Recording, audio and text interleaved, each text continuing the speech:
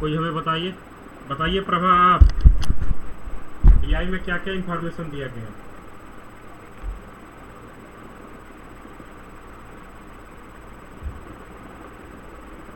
कोई बात नहीं, हमें बता देते हैं। प्रभा लग रहा है कि नहीं सुन पा रही। ठीक है, तो यहाँ पे जो है 6 फील्ड दिए हुए हैं। 6 फील्ड दिए हुए हैं: IT field, sport field, call centre field, sales field और बैंकिंग फील्ड और केमिकल फील्ड। इसमें जो है कुछ ऐसे लोगों का परसेंटेज डिस्ट्रीब्यूशन दिया हुआ है जो केवल रात वाले शिफ्ट में जो है काम करते हैं। ये 6 फील्ड का मिला के जो रात वाले शिफ्ट में काम करने वाले लोग हैं, उनकी संख्या दी हुई है 80,500। ठीक है, ये संख्या जो है दी हुई है 80,500, ऊपर भी ये लिखा हुआ है 80,500। ठीक है, ये वाला जो हमारा जो ये ग्राफ है, इसमें मेल और फीमेल मिला के दोनों हैं, मेल और फीमेल मिला के, इसलिए जो है यहाँ पे पीपुल का यूज जो है वो किया गया है। ठीक है, लेकिन सेकंड वाला जो हमारा टेबल है, सेकंड वाले टेबल में इन मेल और फीमेल वाले जो डिस्ट्रीब्यूशन है, इसके भीतर भी जो केवल फीमेल है उनका डिस्ट्रीब्यूशन जो है वो दिया हुआ है। ऐसा ही सभी लोगों ने समझा था।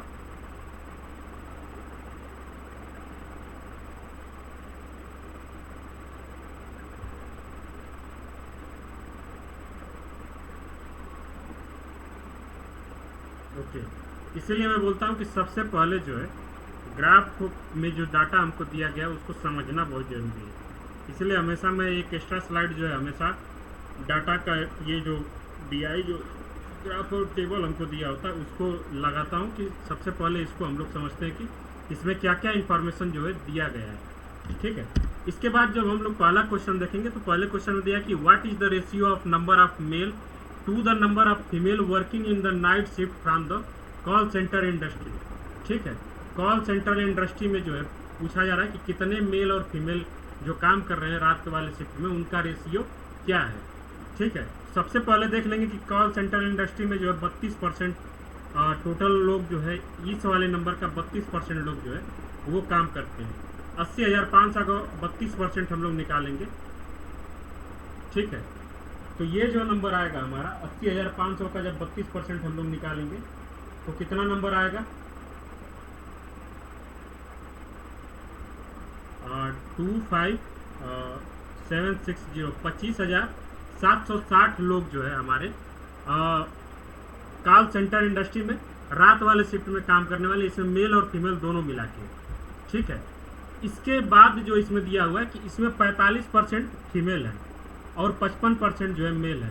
ठीक है, तो हम लोग क्या करेंगे, 25,760 का 45% ऊपर जो हमको मेल का नंबर रखना है तो 55% ऊपर, और नीचे जो है हमारा 45,760 का 45% नीचे। इससे ये हमारा डिवाइड हो जाएगा, 100 से 100 डिवाइड हो जाएगा। हमारा जो रेशियो आ जाएगा 55/45 आ जाएगा। इसको हम लोग 5 से जब डिवाइड करेंगे तो आ जाएगा 11/9। काफ़ी सिंपल है, सबको क्लियर हुआ? स्वदेश आपने बनाया था इसको 25760 क्योंकि यहाँ दिया हुआ है कि टोटल, हाँ, टोटल यहाँ पे 32% लोग जो है कॉल सेंटर इंडस्ट्री के काम करते हैं रात वाले शिफ्ट में, और उसमें से 45% जो है फीमेल है, तो बचे हुए लोग मेल होंगे 55%। तो वही 55% मैं निकाल रहा हूँ, या मेल का नंबर ऊपर आ जाएगा, नीचे जो फीमेल का नंबर आ जाएगा। दोनों का जो हम लोग नंबर कैलकुलेशन से थोड़ा सा बचने के लिए डायरेक्ट इन्हीं सबको हम लोग यहाँ पुटअप करके जो है रेशियो जब निकालेंगे तो हमारा रेशियो आएगा 11/9। कितने लोगों का आया था?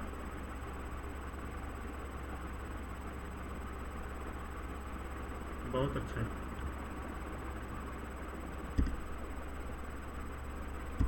नेक्स्ट सवाल पूछा गया कि what is the approximate average number of females working the night shift from the all industry.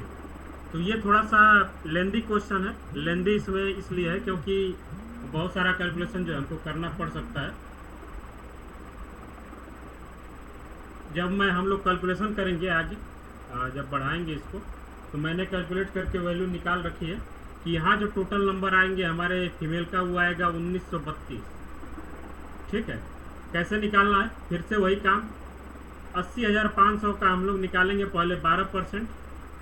ये आ जाएगा टोटल आईटी फील्ड में जो है जितने लोग मेल और फीमेल मिलाकर रात में काम करने वाले हैं, तो ये वैल्यू हमारी आएगी 12×25 60, 12 कम 12,006, 12 96, 9660 हमारी जो वैल्यू आएगी वो हमारी आएगी रात में काम करने वाले लोगों की। ठीक है,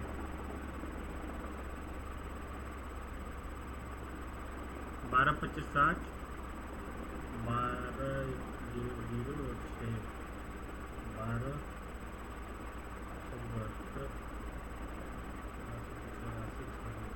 ठीक है। इसका जब 20% हम लोग निकालेंगे तो 00 से 00 कैंसिल, और हमारी जो वैल्यू आएगी 9 दूना के 12, 9 दूना के 12, 1 13, 9 दूना के 18, 1 19, 1932। ठीक है, इसी तरीके से सारे को जो हम लोग सॉल्व करेंगे तो ये वाली वैल्यू हमारी आएगी 1932। दूसरी वाली वैल्यू जो हम लोग निकालेंगे तो वो आएगी 2898। 2898 स्पोर्ट वाले फील्ड में जो है 2898 महिलाएं ऐसी होंगी जो नाइट शिफ्ट कर रही हैं। कॉल सेंटर वाली महिलाओं को हम लोगों ने ऑलरेडी निकाल रखा था 11,592। सेल्स वाली जो महिलाएं हैं वो होंगी हमारी 3864। बैंकिंग वाली जो महिलाएं हैं वो हमारी होंगी 4508, और रसायन वाली जो हमारी महिलाएं हैं वो होंगी 1932। इन सबको हम लोग क्या करेंगे, ऐड कर देंगे।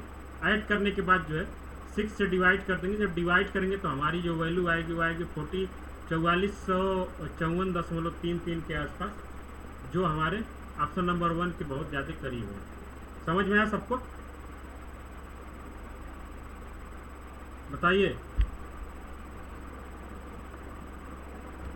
नेक्स्ट आगे चलेंगे तो सभी उद्योगों को मिला के रात्रि वाली पाली में कार्य करने वाले पुरुषों की संख्या, कुल संख्या कितनी होगी। जो हम लोग महिलाओं की संख्या जब निकालेंगे यहाँ, इसको जो हम लोग ऐड करेंगे तो ऐड करने पे जो वैल्यू आएगी उसको हम लोग टोटल नंबर में से माइनस कर देंगे। 80,500 में से इसको माइनस कर देंगे। 80,500 में से जब माइनस करेंगे तो हमारी जो वैल्यू आएगी वो आएगी, एक बार इसको ऐड करिए तो बताइए कितना वैल्यू आ रहा है। 1932, 2898 ऐड करके बताइए जल्दी से कितना वैल्यू आ रहा है।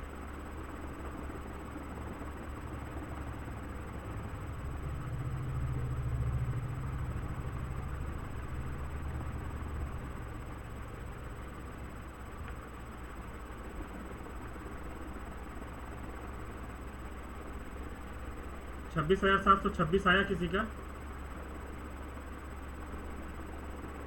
8 2 10 10 10 2 12 12 12 12 12 4 16 16 16 16 8 24 24 24 2 26 26 26 को 2 9 3 12 12 12 9 21 21 21 21 6 27 27 27 27 27 3 जो है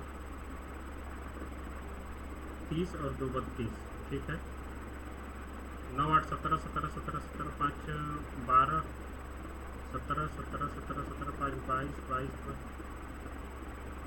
22 8 30 30 5 35 35 35 9 44 44 और 2 46।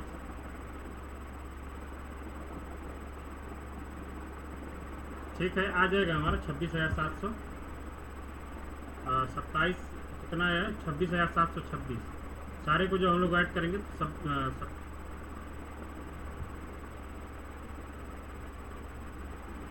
26,726।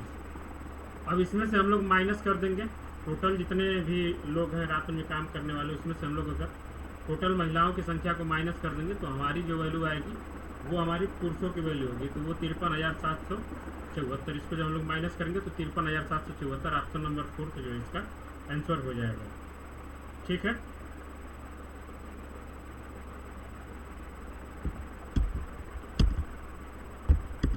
चौथे नंबर पे हम लोग ध्यान देंगे। तो यहाँ पूछा गया कि the number of female working in the night shift from the sport industry each percentage of total number of people working in the night shift from the all industry together। तो नंबर ऑफ हम लोगों ने निकाला था कि sport industry में कितनी महिलाएं हैं। स्पोर्ट इंडस्ट्री में टोटल जो है 2898 महिलाएं हैं। 2898 महिलाओं का जो है परसेंटेज पूछ रहा है किसके सापेक्ष, 80,500 के सापेक्ष। टोटल जितने भी लोग नाइट शिफ्ट में काम करते हैं इसके सापेक्ष जो है इसका नंबर पूछा है। 00 से 00 कैंसिल कर देंगे हम।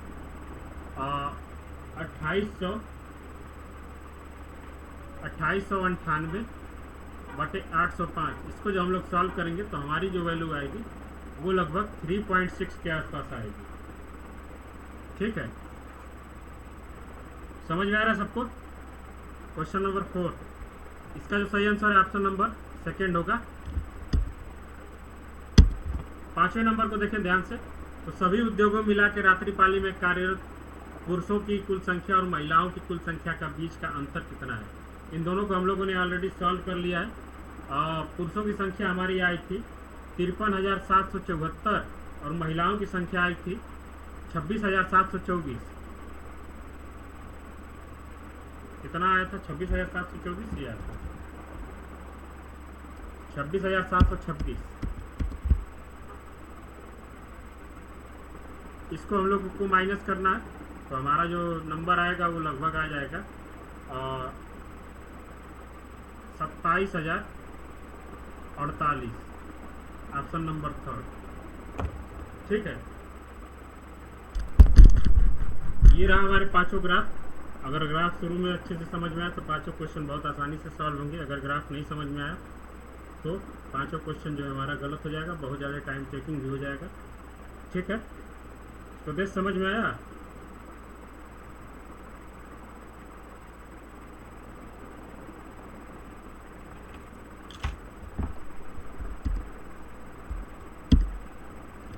अगला जो क्वेश्चन पूछा गया पैडलेट के बारे में, टीचिंग एप्टीट्यूड के क्वेश्चन जो है शुरू हो रहे हैं।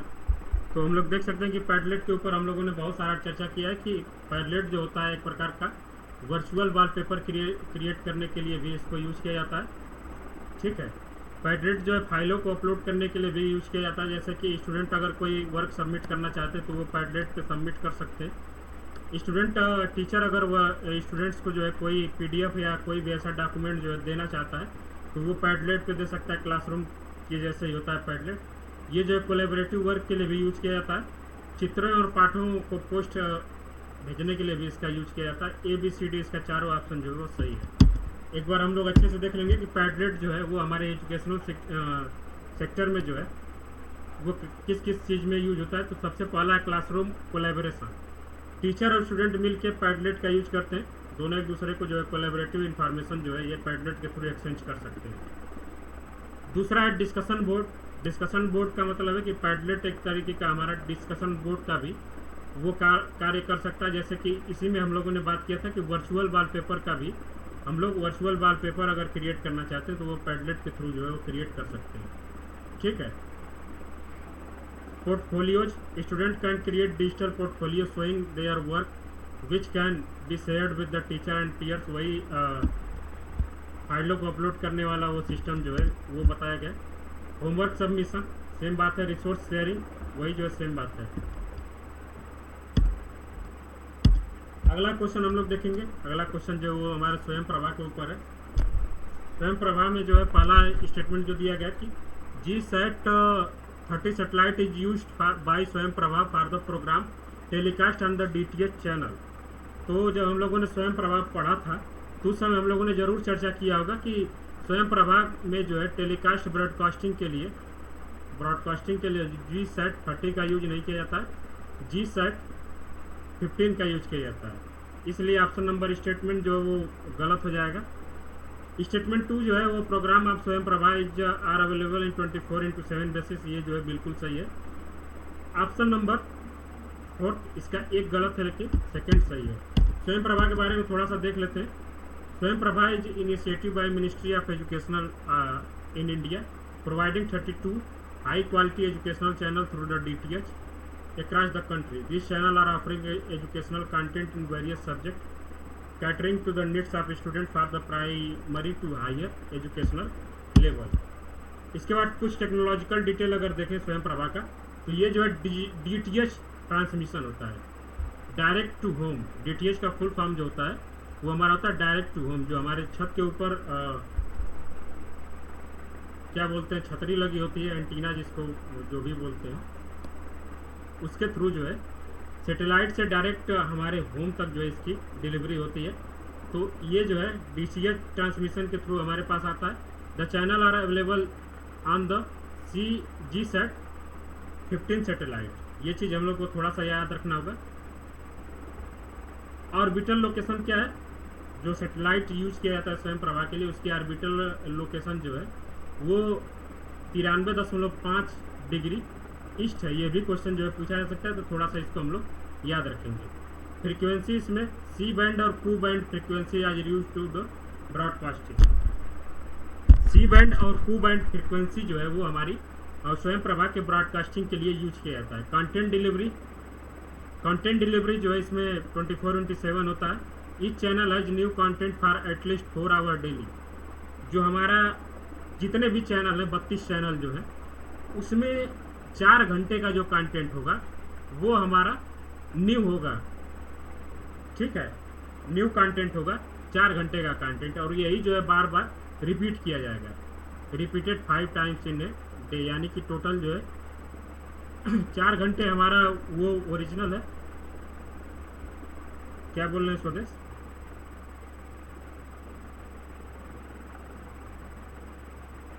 स्वयं प्रभा का 40 चैनल है। एक मिनट कंफर्म कर लेते हैं।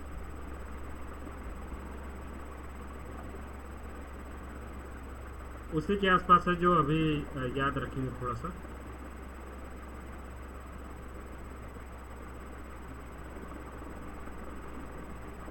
हम लोगों ने चैनल का लिस्ट पढ़ा था, तो उसमें कितने चैनल थे?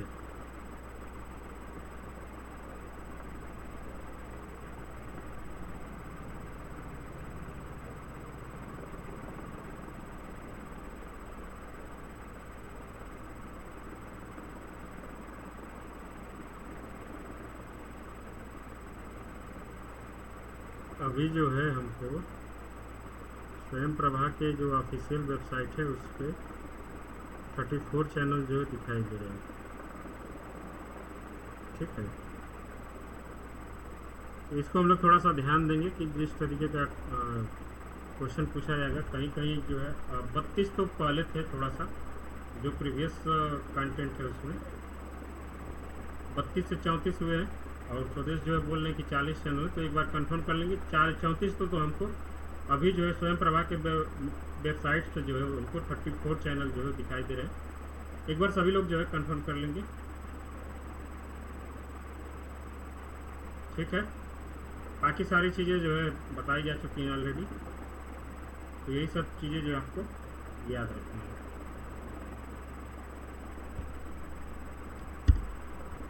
आगे जो हमको लर्निंग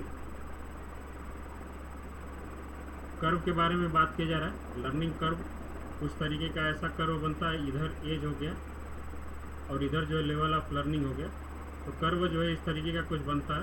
तो हमको बताना है कि कौन सा काल जो है उन्नति का काल नहीं है। अनियमित प्रगति में जो है प्रगति जरूर होगी, तो ये जो है इसका आंसर नहीं होगा। इसमें जो है हमारी उन्नति होती रहेगी,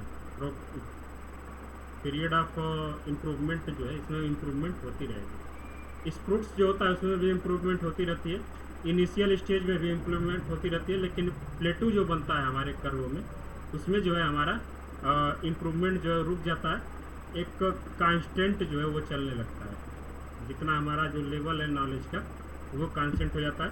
इसी चीज़ को आगे हम लोग देखेंगे, तो इस तरीके से देख सकते हैं। ये कर्व सबको दिखाई दे रहा है।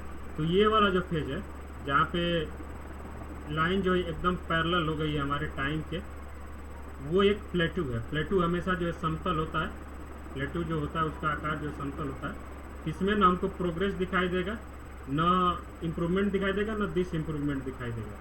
ठीक है, जितना हमारे पास नॉलेज है, समय बढ़ेगा लेकिन नॉलेज का लेवल जो है नहीं बढ़ेगा, तो वो उन्नति का काल नहीं माना जाता है। ये क्लियर है सबको? कितने लोगों का सही था ये?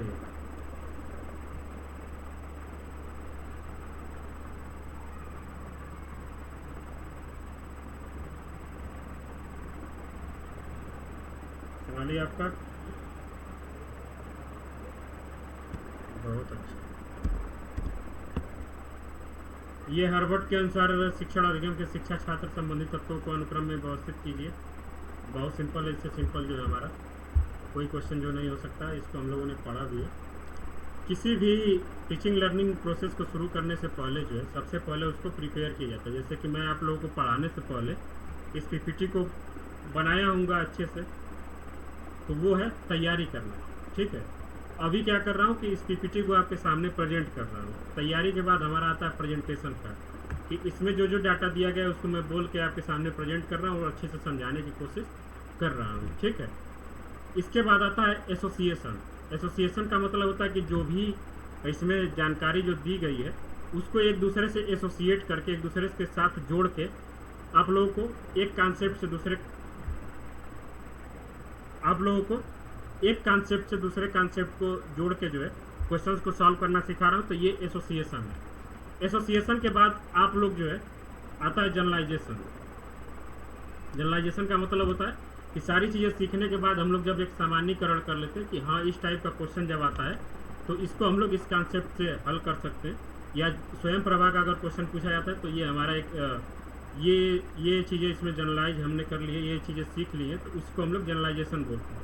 जनरलाइजेशन करने के बाद जब आप लोग इन सारे डाटा का यूज करके अपने एग्जामिनेशन में जाएंगे तो वहाँ इसको अप्लाई करेंगे, या क्वेश्चन जब सॉल्व करेंगे तो इन्हीं सब डाटा का आप लोग अप्लीकेशन करेंगे अपने क्वेश्चंस को सॉल्व करने में। बताइए तो कौन सा ऑप्शन इसका सही होना चाहिए?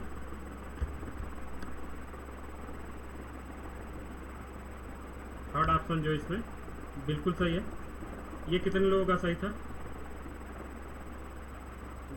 गार्गी सही था आपका?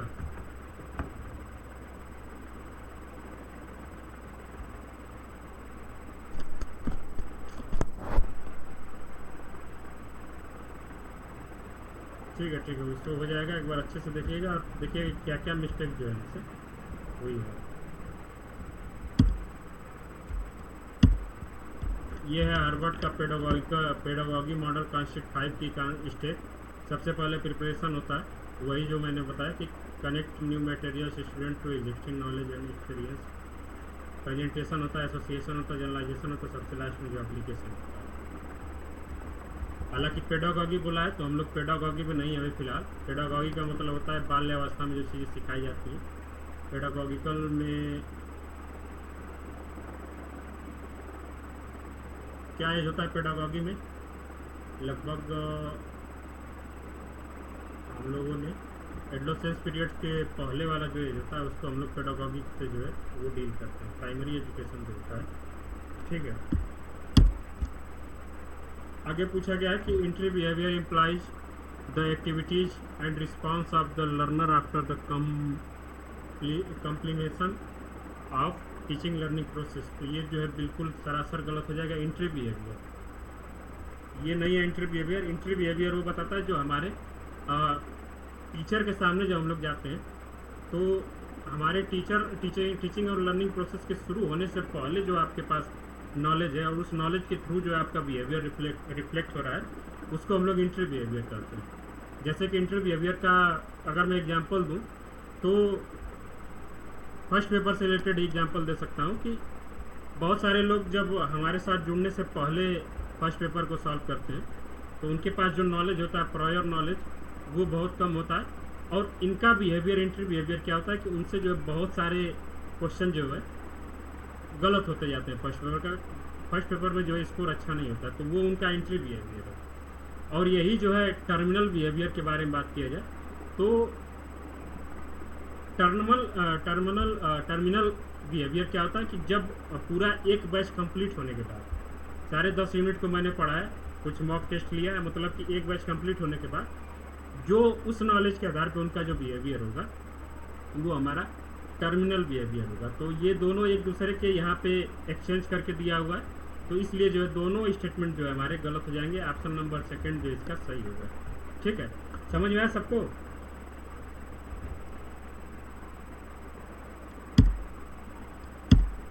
11th में कि जब when in the process of reasoning observation is followed by theory, hypothesis and interpretation, that approach to research is known as। सबसे सस्ता क्वेश्चन, इससे सस्ता क्वेश्चन जो है पूरे रिसर्च एप्टीट्यूड में हमको नहीं मिल सकता है। बताइए इसका क्या आंसर लगाया आप लोगों ने?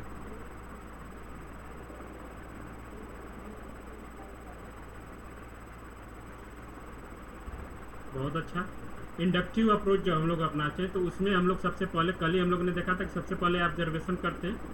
ऑब्जर्वेशन के बाद बहुत सारी चीज़ें होती हैं, उसके बाद जो इसको फॉलो किया जाता है थियरी, हाइपोथेसिस एंड इंटरप्रिटेशन के द्वारा। तो ये जो इंडक्टिव अप्रोच हमारा है रिसर्च का। ठीक है, डिटेक्टिव में ठीक इसका उल्टा होता है, थियरी पहले होती।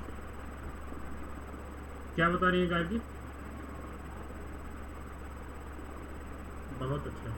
डिटेक्टिव में क्या होता है कि थियरी सबसे पहले होती है, थियरी के बाद हमारे पास जो है ऑब्जर्वेशन होता है, तो वो डिटेक्टिव होता है। बहुत अच्छा। 12th में अगर देखें कि if the research is done to find out behaviour and attitudes by the analysis existing records and other material is known as. बहुत सिंपल है, आर्काइवल रिसर्च जो इसको हम लोग बोलते हैं। ठीक है, आर्काइव जो होता है वो एक प्रकार का हमारा कलेक्शन ऑफ डाटाज होता है। कलेक्शन ऑफ डाटा बोल सकते हैं, कलेक्शन ऑफ रिकॉर्ड्स बोल सकते हैं, उसको हम लोग आर्काइव्स बोलते हैं। आर्काइव की जो डिफिनीसन है उसके लिए शायद जो हमारा टाइम पीरियड है कि डाटा जो है हमारा 40 साल से पुराना होना चाहिए, तो उसको हम लोग आर्काइवल मटेरियल बोल सकते हैं। ठीक है, शायद यही है, यही टाइम पीरियड है। एक बार हम लोग कंफर्म कर लेंगे।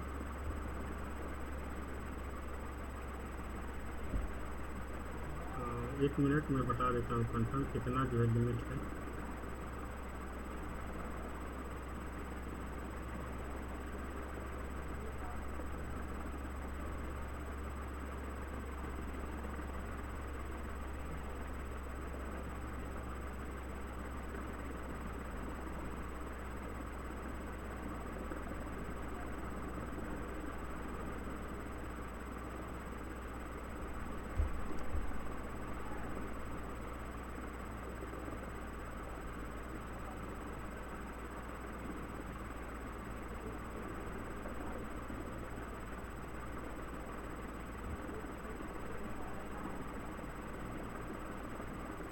ठीक है, अभी वो एग्जैक्ट टाइम नहीं मिल पा रहा, मैं शेयर कर दूंगा ग्रुप में। लेकिन जहाँ तक मुझे पता है 40 साल से पुराने रिकॉर्ड को हम लोग आर्काइवल रिकॉर्ड्स बोलते हैं। 13 में यदि देखें तो ये पूछा गया कि if the dress of a person does not reflect or predict his voting behaviour the exemption is of. जैसे कि इलेक्शन के समय हम लोग देख सकते हैं कि जो बीजेपी के सपोर्टर होते हैं वो बीजेपी का टी शर्ट और झंडा वगैरह और टोपी वगैरह पहन के जाते हैं, जो कांग्रेस के सपोर्टर होते हैं वो कांग्रेस का पहन के जाते हैं। लेकिन कुछ लोग ऐसे होते हैं जो दोनों पहन के नहीं जाते हैं, तो उन लोगों को हम लोग देख के अनुमानित नहीं कर सकते कि ये जो है किसको वोट दिया होगा। ठीक है, तो ये जो कोरिलेशन है इसको हम लोग क्या बोल सकते हैं? सकारात्मक सहसंबंध, शून्य सहसंबंध, आंशिक सहसंबंध, खंडित सहसंबंध। तो सबको पता होना चाहिए कि शून्य सहसंबंध जो है इसको हम लोग बोल सकते हैं कि उसके बिहेवियर और उसके पहनावे से हम लोग उसके वोटिंग पैटर्न को जो है हम लोग जज नहीं कर पा रहे हैं या पूर्वानुमान जो उसका नहीं लगा पा रहे, तो वहाँ जो कोरिलेशन होगा हमारा 0 होगा। पॉजिटिव कोरिलेशन इसको बोलते हैं कि अगर हम लोगों ने बीजेपी वाले को देखा, बीजेपी वाले ने अच्छा खासा जो है प्रचार कर रहा है बीजेपी का, तो हम लोग पॉजिटिव कोरिलेशन जब करेंगे तो उससे अनुमान लगाएंगे कि ये जरूर जो है बीजेपी को वोट देके आया होगा। तो ये सकारात्मक कोरिलेशन है, पॉजिटिव कोरिलेशन है। पार्शियल कोरिलेशन का मतलब है कि कुछ ऐसे व्यक्ति होते हैं जो टोपी जो है वो बीजेपी का पहने हुए हैं, टी शर्ट जो कांग्रेस का पहने हुए हैं, हाथ में झंडा जो है वो टीएमसी का लिए हुए हैं, तो इनको जो है पूर्वानुमान कर पाना जो है वो मुश्किल होता है। तो एक प्रकार का ये पार्शियल कोरिलेशन इसको हम लोग बोल सकते हैं। आगे बढ़ेंगे। आगे ये है कि which are the following are advantage of web based research. Online जो रिसर्च होती है उसके बारे में बोला जा रहा है कि कौन कौन सी जो है उससे हमारे एडवांटेज है, कौन कौन सा जो उससे लाभ मिल सकता है। सबसे बड़ा लाभ तो इससे समय की बचत होगी, सबसे इम्पॉर्टेंट चीज़ है। एक को देख लेंगे किसमें है, जिसमें नहीं होगा उसको हम लोग वो निकाल देंगे, ठीक है। अब देखेंगे कि इसमें प्रतिभागी अपनी सुविधानुसार कार्य में जुट सकता है, ये भी सही है। इसमें दत्त संग्रह स्वतः यथा तथ्य होते हैं, ये भी सही हो सकता है। इसमें लघु प्रतिचयन आवश्यक है। It demand A small sample, ये जो है जरूरी नहीं है, आवश्यकता के अनुसार स्मॉल और बिग सैंपल जो है साइज हम लोग रख सकते हैं। तो डी को अगर हम लोग एलिमिनेट करें तो ऑप्शन नंबर हमारा 1 बचता है। प्रतिभागी को अत्यधिक भुगतान किया जाता है, कभी नहीं। जो ऑनलाइन रिसर्चर हैं और जो ऑफलाइन रिसर्चर हैं उनके भुगतान बेसिस में ये नहीं देखा जाता कि ये ऑनलाइन कार्य करने वाले तो इनको ज़्यादा मिलना चाहिए, ऑफलाइन कार्य करने वाले तो इनको कम मिलना चाहिए। डी और ई को अगर एलिमिनेट करें तो ए बी सी जो है वो हमारा ऑप्शन इसमें सही होगा, ठीक है। क्लियर है सबको?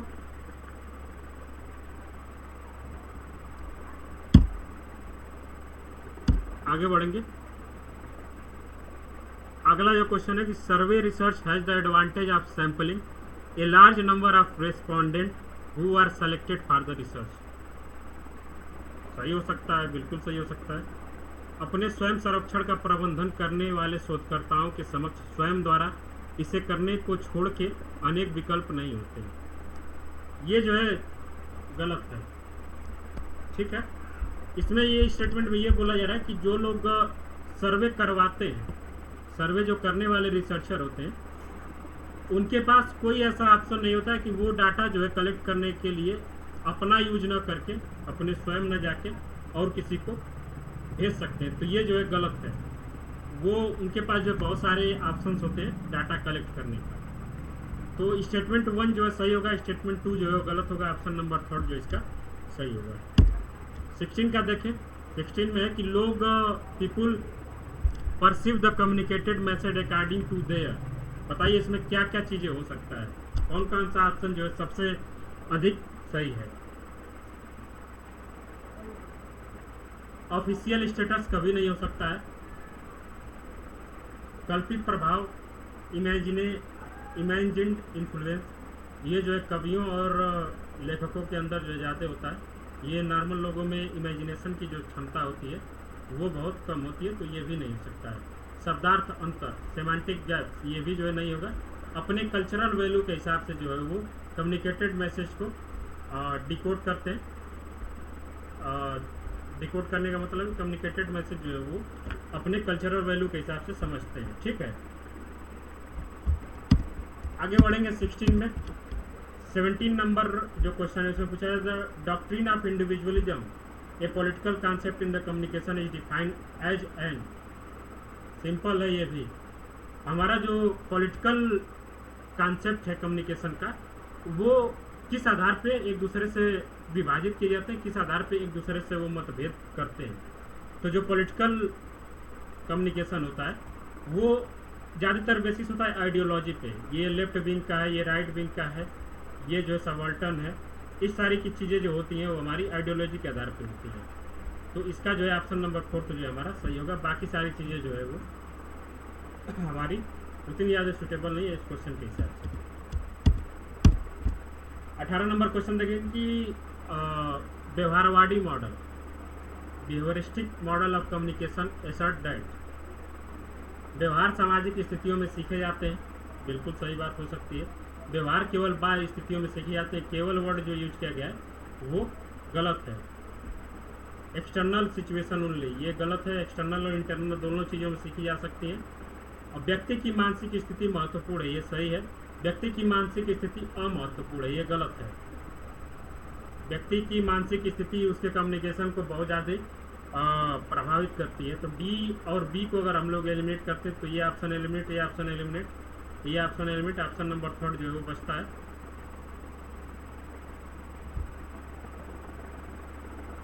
ऑप्शन नंबर 3 बहुत अच्छा है। कितने लोगों का सही था ये?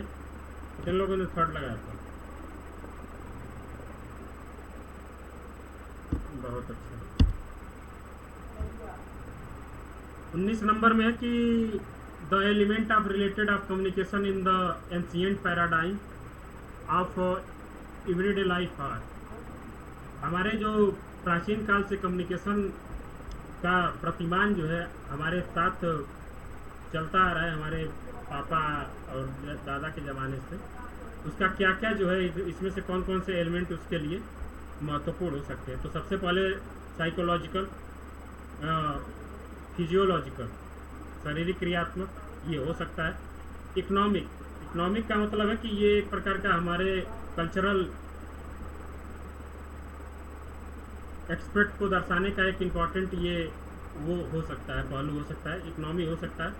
एथिक्स जो होता है, एथिकल हमारा जो नीति परक जो चीज़ें होती हैं वो भी हमारे कम्युनिकेशन को इम्पैक्ट कर सकती हैं। आत्मसिद्धि ये भी जो है एक दूसरे के कम्युनिकेशन को इम्पैक्ट कर सकती हैं। अहम के टकराव ये जो एक प्रकार का नेगेटिव सेंस दे रहा है, तो इसको हम लोग कम्युनिकेशन के लिए जो है आप एंशिएंट काल से इसको नहीं मानते कि एंशिएंट काल से ये हमारे साथ जो वो आता जा रहा है। तो ई को अगर हम लोग एलिमिनेट करते तो ऑप्शन नंबर 1 जो है केवल बचता।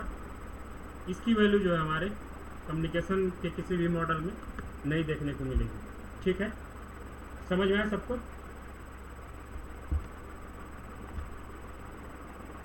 बहुत अच्छा।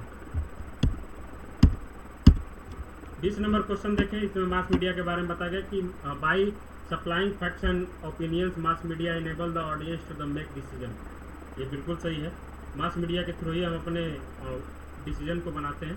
जैसे कि बहुत सारे ऐड को हम लोग देख के बताते हैं कि इस ऐड जब मान लीजिए कि हमको फ्रिज वगैरह या कोई भी ऐसी महंगी चीज़ें लेनी हो तो सबसे पहले उसको हमको मास मीडिया के थ्रू ही इस समय इन्फ्लुएंस किया जाता है। एक बार आपने किसी ऑनलाइन पोर्टल पे या किसी भी वेब ब्राउज़र पे कोई चीज़ सर्च कर लिया तो आपके इंस्टाग्राम, फेसबुक और यहाँ तक कि व्हाट्सएप पे कभी कभी उसी से रिलेटेड सारे जानकारी जो हमारे पास आती रहती है। तो एक प्रकार का वो मास मीडिया है।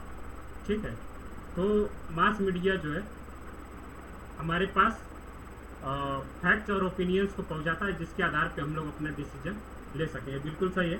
दूसरा है कि mass media should suppress facts and opinion in order to influence the government decision. ये गलत है। मास मीडिया को जो सप्रेस नहीं करना चाहिए, एज इट इज, जैसा उन लोगों को जो मिलता है वही चीज़ें हमारे तक प्रोवाइड करानी चाहिए, जिससे कि हमारा ओपिनियन और फैक्ट जानने के बाद जो डिसीजन है हमारा वो गलत न हो पाए। तो स्टेटमेंट 2 जो है हमारा गलत हो जाएगा, स्टेटमेंट 1 जो है वो बिल्कुल सही होगा। ऑप्शन नंबर 3 इसका सही होगा। ठीक है, क्लियर है सबको? 21 में पूछा जा रहा है कि ये रीजनिंग है कि एक बी जो है ए की पुत्री है। बी जो है ए की पुत्री है, ए को हम लोग ऊपर कर लेंगे, बी को नीचे कर लेंगे। पुत्री है तो उसको हम लोग माइनस से दर्शाते हैं, और जेंडर अगर ना पता हो तो उसको छोड़ देते हैं। आगे है कि सी जो है, अरे सॉरी, याद दिया है कि बी की पुत्री ए है, तो बी ऊपर ए नीचे। ठीक है, ए माइनस है, ए जो है पुत्री है, बी ऊपर है, सी का पुत्र बी है। इसका मतलब कि बी का जेंडर जो है कन्फर्म हो गया, बी जो है पुरुष है और ये जो है सी का पुत्र है। लेकिन सी का जेंडर जो है अभी कन्फर्म नहीं है, तो उसमें प्लस माइनस हम लोग नहीं लगाएंगे। डी का पिता सी है, डी का पिता सी है, यानी कि इस वाले लेवल में जो है डी कहीं होगा, इसका पिता सी है तो ये प्लस हो गया। इसका जेंडर हमें कंफर्म नहीं है, प्लस या माइनस दोनों हो सकता है। ठीक है, ये इसकी बहन भी हो सकती है, भाई भी हो सकता है बी का। अब इसके आधार पे जो है हमको सारी चीज़ें बतानी है। ए सी का अंकल है, ए सी का अंकल है, कभी नहीं होगा। ए जो है वो सी का पोता हो सकता है, पोती हो सकती है, नाती हो सकती है। ठीक है, ये नहीं होगा। डी और बी कजन है, ये भी जो है क्लियर नहीं है। वो दोनों एक ही पिता के पुत्र हैं तो कजिन नहीं होंगे, वो भाई बहन हो सकते हैं, भाई भाई हो सकते हैं, ये भी नहीं होगा। डी की पुत्री ए है, डी की पुत्री ए है, ये भी जो है हमारा क्लियर नहीं है। अगर ये प्लस माइनस होता है तो इसका संबंध जो है इससे चेंज हो सकता है। अगला जो क्वेश्चन है कि यदि बी की पुत्री पी है, बी की एक और पुत्री पी हो सकती है, और तो ए और पी बहनें होंगी, ए और पी जो है वो बहनें होंगी, दोनों एक दूसरे की बी की ही पुत्री होंगी, तो वो दोनों एक दूसरे की जो है बहन हो सकती है। स्टेटमेंट 4 जो इसमें वो हमारा सही होगा, बाकी ये तीनों गलत है। सबको क्लियर है? बताइए।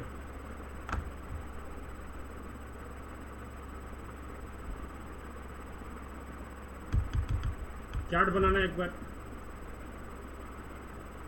चार्ट बना के अगर हम लोग सॉल्व करते हैं, हालांकि इसमें चार्ट का उतना ज़्यादा आवश्यकता है नहीं, लेकिन मैं जैसे बता रहा हूँ उस तरीके से सॉल्व करेंगे तो हम लोग जो है इसको आसानी से सॉल्व कर सकते हैं। जैसे कि चार्ट बनाने के लिए हम लोग 3-4 चीज़ों का ध्यान रखते हैं कि अगर कोई फीमेल है तो उसके लिए हम लोग माइनस साइन का यूज करते हैं, अगर कोई मेल है तो उसके लिए हम लोग प्लस साइन का यूज करते हैं। ठीक है। जहाँ पे पीढ़ी चेंज होगी, जैसे कि दादा है तो दादा को एक लेयर हम लोग ऊपर रखेंगे। ठीक है। जहाँ पे पीढ़ी चेंज होगी वहाँ पे हम लोग एक लेयर ऊपर रखेंगे। दादा का पुत्र हुए तो उनको सेकेंड लेयर में रखेंगे, इनके पुत्र अगर हुए तो उनको हम लोग थर्ड लेयर में। अगर इनकी पत्नी है तो उसको हम लोग इस तरीके से दिखाते हैं, दोनों तरफ तीर का निशान। ये पत्नी का साइन है, पत्नी और पति का साइन है। अगर हम लोग डायरेक्ट बस ऐसे दिखा देते हैं तो इसका मतलब कि भाई और बहन कुछ भी हो सकते हैं। ठीक है। अगर दोनों तरफ तीर नहीं है तो इसका मतलब कि ये भाई और बहन कुछ भी हो सकते हैं। ठीक है। तो ये बस 4 चीज़ों का ध्यान रखना है हमको ब्लड रिलेशन समझते समय, कि अगर जहाँ पे पीढ़ी चेंज हो रही है, जैसे एक दादा की बात होगी तो पिता से एक लेयर हम लोग ऊपर बनाएंगे। उसी तरीके से जब इसको हम लोग सॉल्व करेंगे तो लेयर वाइज इसको करते जाएंगे कि पहला जो स्टेटमेंट दिया गया कि बी की पुत्री ए है, यानी कि ए जो है वो बी की पुत्री है, तो ए यहाँ पे जो है ए का जो है जेंडर कन्फर्म है हमको, वो जो है माइनस होगा। ठीक है। यहाँ पे ये इसकी पुत्री है तो बी को हम लोग ऊपर लिख सकते हैं। ठीक है। अब सेकेंड वाले में दिया गया कि सी का पुत्र बी है। अब यहाँ पे सी के पिता के बारे में बात हो रहा है तो एक लेयर हम लोग ऊपर और चले जाएंगे, तो यहाँ पे सी हो जाएगा। और बी जो है वो सी का पुत्र है तो इसको हम लोग प्लस से दिखा लेंगे, लेकिन सी का जो है जेंडर अभी क्लियर नहीं, वो सी जो है बी का पिता भी हो सकता है और माता भी हो सकता है, तो इसको हम लोग प्लस और माइनस दोनों दिखा सकते हैं कि दोनों में से कोई एक जो है वो हो सकता है। अगला जो है डी का पिता सी है, तो इसको हम लोग ऐसे दिखाए थे, इसका मतलब कि ये जो है इसका भाई भी हो सकता है और बहन भी हो सकता है। ठीक है। प्लस माइनस ये भी हो सकता है। इतना ग्राफ सबको क्लियर है? बताइए। ओके। अब जो अगला स्टेटमेंट, अब इससे जो हमको आंसर ड्रा करना है कि ए का अंकल सी है। अब बताइए कि ए का अंकल सी हो सकता है, ए का अंकल डी हो सकता था, अगर मे भी हो सकता था, अगर उसका जेंडर जो है वो क्लियर होता तो। अंकल हो सकता था या तो आंटी हो सकती थी। अगर बुआ होती, अगर मान लीजिए कि ये इसका भाई होता तो चाचा होता, अगर ये इसकी बहन होती तो ये ए का जो है बुआ होती। ठीक है। तो ये कहीं से भी सही नहीं है, ए का अंकल सी नहीं है, बल्कि सी जो है ए का दादा या दादी दोनों में से कोई एक हो सकता है, क्योंकि प्लस माइनस यहाँ पे दोनों लगा हुआ है। आगे जब हम लोग बढ़ेंगे, डी और बी कजन है, डी और बी कजन है। ये ऐसा कहीं नहीं है कि दोनों जो है जब सी के ही पुत्र हैं, सी के ही संतान है, तो ये कजिन नहीं होंगे, सगे जो है भाई बहन हो सकते हैं। ठीक है। इस हिसाब से स्टेटमेंट 2 भी जो है वो गलत हो जाएगा। थर्ड को अगर देखें, डी की पुत्री ए है, डी की पुत्री ए है, ये भी जो है गलत हो जाएगा, क्योंकि ऐसा कोई रिलेशन यहाँ पे हम लोग को नहीं दिखाई दे रहा है। लेकिन चौथे वाले को जो हम लोग देखेंगे, बोला जा रहा है कि यदि बी की पुत्री पी है, बी की पुत्री पी है, यहाँ पे पी होगी और इसका रिलेशन जो है वो पुत्री है, तो ये भी जो है माइनस होगी। और तो ए और पी बहनें हो सकती हैं। हम लोग देख रहे हैं कि एक ही लेयर में दोनों है, और ये वाला सिंबल दिखा रहा है कि या तो ये भाई हो सकते हैं या तो बहन हो सकते हैं, दोनों माइनस माइनस है, तो दोनों जो है बहनें होंगी। इस हिसाब से ऑप्शन नंबर 4 जो है इसका सही होगा। बताइए, क्लियर है अभी? ओके, बहुत अच्छा। इसी तरीके से अगर कोई भी ब्लड रिलेशन का अगर क्वेश्चन आता है तो थोड़ा सा हम लोग ग्राफ बना के सॉल्व करने की कोशिश करेंगे। हालांकि ये इतना कॉम्प्लेक्स नहीं था। बहुत बार जो है 8-9 लोग या 10 लोग का जब रिलेशन दे देता है तो उस समय ये जो है ग्राफ बहुत ज़्यादा हमारे काम आता है। यहाँ पे दिया गया कि 2100 व्यक्तियों के एक समूह के खिलाड़ियों और उनके प्रशिक्षक कोचों, 2100 लोगों का समूह है, इसमें खिलाड़ी और कोच दोनों मिला के हैं। बोला जा रहा है कि प्रत्येक 14 खिलाड़ी पे एक प्रशिक्षक है, यानी कि प्रत्येक 14 खिलाड़ी पे एक प्रशिक्षक है। ठीक है, तो समूह में कुल कितने प्रशिक्षक हैं इनके बारे में बोला जा रहा है। ठीक है, तो प्रशिक्षक और खिलाड़ियों की संख्या मिला के 2100 दिया हुआ है कि कोच और प्लेयर्स जो है ये दोनों मिला के 2100 है।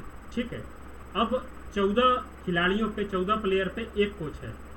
ठीक है, तो अगर इसमें जो है कोच की संख्या हम लोग मान लेते हैं x होगी, तो खिलाड़ियों की संख्या 14x होती। इन दोनों को जोड़ के 14x और x को जोड़ के 2100 के बराबर कर देंगे, तो हमारा ये वैल्यू आ जाएगा 15x और ये इधर 2100 हो जाएगा। x की वैल्यू जो हम लोग निकालेंगे तो 2100 बटा 15, इसको जो हम लोग डिवाइड करेंगे तो हमारा जो आंसर आएगा 140 आएगा। ठीक है, कितने लोगों का आया था?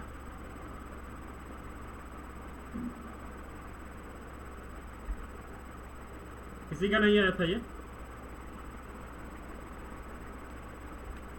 ठीक है, एक बार फिर से मैं बताता हूँ कि यहाँ पे दिया गया कि in the group of 2100 person comprising the players and their coach, player और कोच को मिला के टोटल ग्रुप की जो संख्या है वो 2100 है। अब यहाँ बोला जा रहा है कि एक कोच जो है प्रत्येक 14 प्लेयर पे है, तो हम लोग मान लेंगे कि एक्स कोच होंगे पूरे 2100 लोगों में। ठीक है, अब 14 खिलाड़ियों पे एक कोच है, तो टोटल कितने खिलाड़ी होंगे? जितने हमारी कोच की संख्या है उसको हम लोग 14 से मल्टीप्लाई कर देंगे तो उतने हमारे खिलाड़ी हो जाएंगे। खिलाड़ियों की संख्या हमारी हो गई 14x और हमारे कोच की संख्या है x, और कोच और खिलाड़ी मिला के हमको दिया हुआ है कि 2100 है। ठीक है, तो 15x इज इक्वल टू हमारा 2100 हो जाएगा। x की वैल्यू हमारी फिर से निकालेंगे तो वही 140 आ जाएगा। Option number 3। ठीक है, ऑप्शन नंबर 3 इसका बिल्कुल सही होगा। 23 नंबर जो है वो बिल्कुल सिंपल था। 23 नंबर जो है बहुत सिंपल था। एक में जो है 4 जोड़ा जा रहा है, 4 में 4 के बाद 6 जोड़ा जा रहा है, 6 के बाद 8 जोड़ा जा रहा है, 8 के बाद जो है 10 जोड़ा जा रहा है, 10 के बाद जो है 12 जोड़ा जा रहा है। तो सबसे लास्ट में हम लोग देखेंगे कि कितना जोड़ा जाएगा। 55 के बाद जो 16 जब जोड़ा जाएगा तो हमारा आंसर आएगा ऑप्शन नंबर 1, 71। बहुत अच्छा।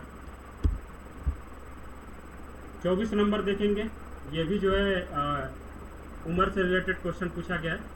पूछा गया कि करण का जन्म उसके माता पिता की विवाह के 3 वर्ष पश्चात होता है।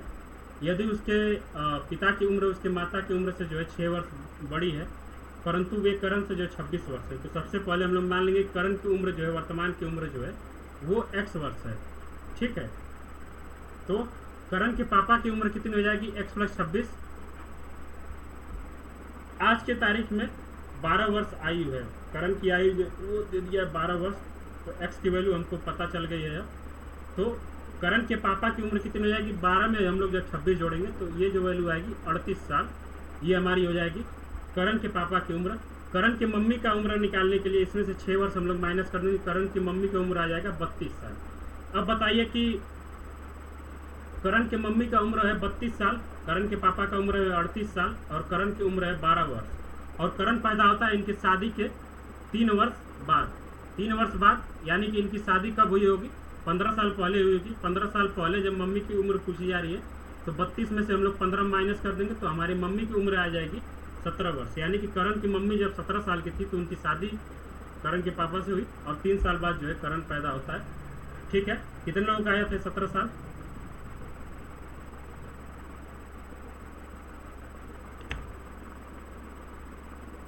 किसी का नहीं आया था?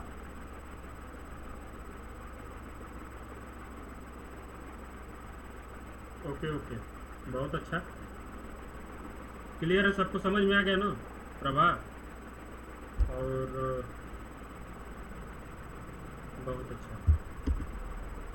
क्वेश्चन नंबर 25, इसमें पूछा जा रहा है कि एक विद्यार्थी से एक संख्या के आधे भाग को 5 से विभाजित करने और दूसरे अर्ध भाग को 3 से विभाजित करके पश्चात दोनों मात्राओं का योग करने के लिए कहा गया। यानी कि एक संख्या मान लो कि x थी, उसके आधे भाग को उसको डिवाइड करने के लिए बोला गया 5 से, तो 5 से हम लोग इसमें भाग दे देंगे, x/2 डिवाइडेड बाई 5, नीचे हम लोग 5 से मल्टीप्लाई कर सकते हैं। ठीक है, और दूसरे अर्ध भाग को जो है 3 से विभाजित करने के लिए बोला गया। x/2 को, जो दूसरा उसका अर्ध भाग है, उसको 3 से विभाजित करने के लिए बोला गया, तो x/2 मल्टीप्लाई बाई 3। अब इन दोनों को ऐड करने के लिए बोला जा रहा है कि x/10 प्लस x/6 उसको करना था, लेकिन उसने गलती से जो है इन दोनों के स्थान पे पूरे संख्या को 4 से विभाजित कर देता है, पूरे संख्या को 4 से विभाजित कर देता है। आगे दिया हुआ कि यह सब करने के स्थान पे विद्यार्थी प्रदत्त संख्या को 4 से विभाजित करता है। जब वो पूरे संख्या में 4 से भाग देता है तो उससे जो संख्या प्राप्त होती है वो सही परिणाम जो है जिसका जितना इसका आंसर आना चाहिए था उससे 5 कम प्राप्त होता है। तो हम लोग क्या करेंगे, इसमें 5 ऐड करके दोनों को इक्वल कर देंगे, x/10 और x/6। ठीक है, एक हमारे पास इक्वेशन बन जाएगा कि x/4 plus 5 is equal to x/10 plus x/6। ठीक है, 5 is equal to x/10 plus x/6 minus x/4। सबका एलसीएम लेंगे तो हमारा एलसीएम जो आएगा 60 हो जाएगा। ठीक है, 60 हो जाएगा हमारा एलसीएम। ये हो जाएगा 6x और ये हो जाएगा 10x और ये माइनस वाला जो हो जाएगा वो हमारा 15x हो जाएगा। सबको जब हम लोग माइनस करेंगे तो ये वैल्यू हमारी आ जाएगी, ये 6 और 10 मिलके 16 हो जाएगा और ये 15। x/60 इधर जो है 5 है तो x की वैल्यू हमारी आ जाएगी 300। Option number 1। ठीक है, इसको ऐसे भी सॉल्व कर सकते थे, इसको हम लोग ऑप्शन से भी सॉल्व, ऑप्शन वाला जो हमारा मेथड होगा वो थोड़ा सा लंबा होगा। ये समझ में आया सबको? जैसे जैसे क्वेश्चन में जो जो हिंट दिया गया, जो जो इसमें स्टेटमेंट दिया गया, उसी के थ्रू हम लोग क्वेश्चन को सॉल्व करते जाएंगे। सबसे पहले बोला गया कि एक स्टूडेंट को जो है किसी संख्या के आधे को divided half A number by 5, किसी संख्या के आधे को 5 से भाग देने के बारे में बात की जा रही है। तो x/2 डिवाइडेड बाई 5, जब हम लोग इसमें 5 से डिवाइड करेंगे किसी भिन्न में जब 5 से भाग देते हैं तो ये पलट जाता है, 1/5 हो जाएगा, मल्टीप्लाई हो जाएगा x/2 × 5 x/10। एक संख्या ये आ गई। दूसरे में बोला जा रहा है कि दूसरे अर्धभाग को 3 से विभाजित करने के लिए बारे में बोला जा रहा है। x/2 डिवाइडेड बाई 3, ये फिर से हो जाएगा x/6, सेम वही प्रोसेस। बाकी सारी चीज़ें आगे जैसे जो जो बोला गया है वही कर देंगे हम लोग। ये करने के लिए उसको बोला गया था लेकिन वो गलती करता है, उसको नहीं समझ में आता है उसको क्या करना चाहिए। तो वो क्या करता है, पूरे संख्या में जो है 4 से भाग दे देता है। जब पूरे संख्या में 4 से जो भाग देता है तो जो संख्या उसे प्राप्त होती है, आंसर जो उसका आता है वो रियल आंसर से 5 कम आता है। ठीक है,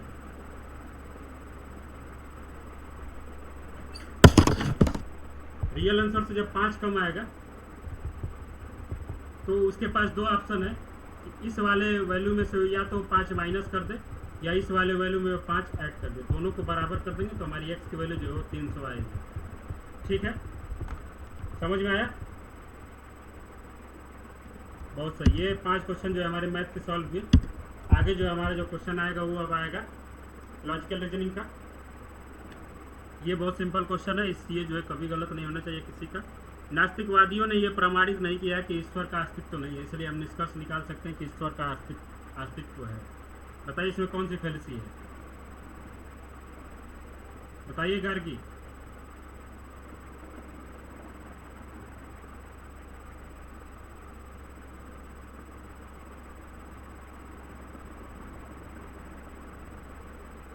कोई बताइए इसमें कौन सी फैलेसी होगी? अपील टू इग्नोरेंस, बहुत सिंपल है। एड होमिनिन फैलेसी जब होती है कि जब हम लोग किसी भी आर्गुमेंट को जीतने के लिए जब किसी के ऊपर पर्सनल अटैक करने लगते हैं, इसको हम लोग पर्सनल अटैक वाली फैलेसी भी बोलते हैं। जैसे कि इसका एग्जाम्पल हम लोग याद रखेंगे, थोड़ा बोल देना पानी के लिए। तो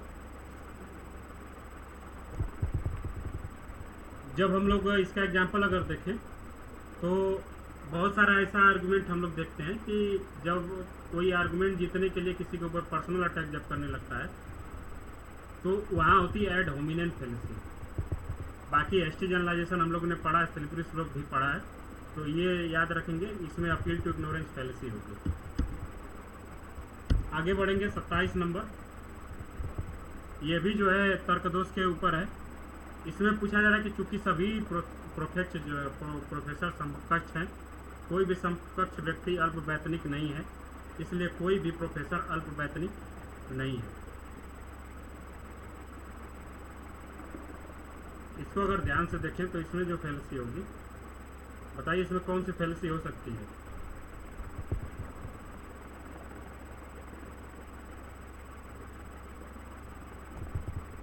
इसमें जो फैलेसी है वो अनडिस्ट्रीब्यूटेड मिडिल टर्म फैलेसी है। इसको हम लोग अच्छे से बाद में एक्सप्लेन कर लेंगे कि अनडिस्ट्रीब्यूटेड मिडिल टर्म फैलेसी क्या होती है। जब मिडिल टर्म इसमें कौन सी हो सकती है? All professor are competent and no competent people are underpaid. तो इसमें कॉम्पिटेंट जो है वो दो हमारे इसमें कॉमन है, तो इसको हम लोग मिडिल टर्म बोलते हैं। लेकिन जब ये डिस्ट्रीब्यूटेड नहीं होती है, इसका मतलब इसके आधार पे जो कंक्लूजन निकलता है वो जब वैलिड नहीं होता है तो उसको हम लोग अनडिस्ट्रीब्यूटेड मिडिल टर्म फैलेसी वहाँ पे बोलते हैं। अनडिस्ट्रीब्यूटेड मिडिल टर्म फैलेसी हम लोगों ने बहुत अच्छे से देखा है, किसी दिन और इसको अच्छे से मैं एक्सप्लेन कर दूंगा, लेकिन अभी तक फिलहाल याद रखेंगे इस क्वेश्चन में हमारा अनडिस्ट्रीब्यूटेड मिडिल टर्म फैलेसी होगी। आगे बढ़ेंगे, इसमें पूछा जाए कि कौन कौन से कथन जो तार्किक रूप से समतुल्य हैं, तो वही से फिर से हम लोग क्या करेंगे, एक वेन डायग्राम बनाने की कोशिश करेंगे कि no philosopher are underpaid scholar. तो ये फिलासफर होगा, ये जो अंडर पेड स्कॉलर हो गए, इन दोनों के बीच में कोई रिलेशन नहीं है। सभी दार्शनिक गैर अल्पवैतनिक अध्येता हैं, ये भी बात वही है, दोनों का वेन डायग्राम जो है ऐसे ही बनेगा। कोई भी अल्पवैतनिक अध्येता दर्शन शास्त्री नहीं है, ये भी सेम यही डायग्राम बनेगा। डी वाला अगर देखें, सभी गैर अल्पवैतनिक अध्येता गैर दर्शन शास्त्री है, तो गैर से गैर को हम लोग काट देंगे। सभी अल्पवैतनिक अध्येता दर्शनार्थी हैं, तो इसका डायग्राम जो बनेगा वो हमारा गैर वैतनिक आ जाएगा बाहर और अल्पवैतनिक ये फिलोसफर जो होंगे हमारे आ जाएंगे अंदर। तो ए बी सी का जो डायग्राम बनेगा वो हमारा क्लियर होगा, लेकिन डी जो है वो इक्विवेलेंट नहीं होगा। ठीक है, इसको हम लोग ध्यान देंगे, इसका ए बी सी ऑप्शन सही होगा। 29 को अगर देखें, इसमें पूछा रहा है कि कौन से कथन ऐसे हैं जो दोनों एक साथ सत्य हो सकते हैं और न तो एक साथ सत्य हो सकते हैं और न ही एक साथ असत्य हो सकते हैं। तो ये जो है कॉन्ट्राडिक्टरी के बारे में बात की जा रही है, स्क्वायर ऑफ अपोजिशन जो हम लोग पढ़ेंगे। तो इसमें जो कॉन्ट्राडिक्टरी होते हैं, ए ई आई और ओ, कॉन्ट्राडिक्टरी जो होते हैं वो एक साथ दोनों न तो सत्य हो सकते हैं, न ही दोनों एक साथ असत्य हो सकते हैं। तो इसका मतलब कि ए का डी हो सकता है और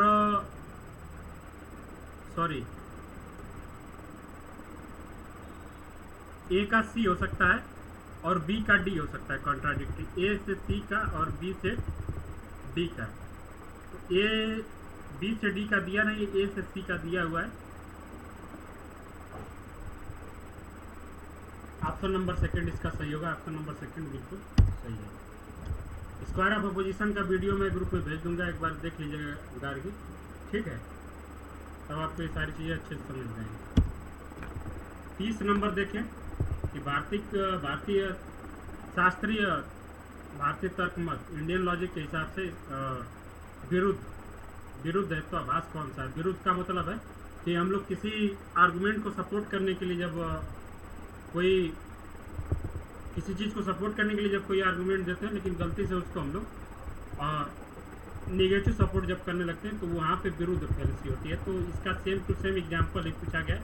ऑप्शन नंबर 1 जो है कि sound is eternal because it is produce, ध्वनि शाश्वत है क्योंकि उत्पन्न होती है। ये जो है इसके विरुद्ध में स्टेटमेंट जो दिया जा रहा है, जो चीज़ उत्पन्न होती है वो कभी ना कभी नष्ट होती है, जो चीज़ नष्ट होगी वो कभी शाश्वत हो ही नहीं सकती है।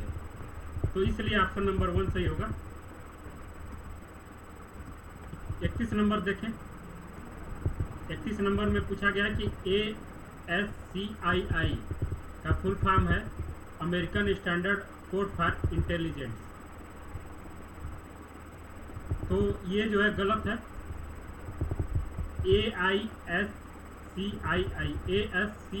का जो फुल फॉर्म होता है वो होता है American standard for American standard code for interchange, ये इसका हमारा फुल फॉर्म होता है। तो स्टेटमेंट 1 जो है गलत होगा। ये डेसिमल से जो है बाइनरी में कन्वर्ट करना है, तो बाइनरी में हम लोग कन्वर्ट कर लेंगे। बताइए।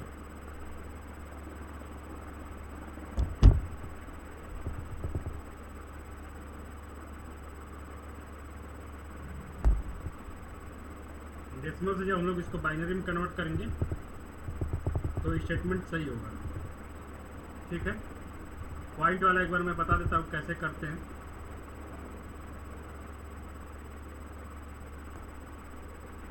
सबसे पहले 37 को हम लोग अलग कर लेंगे।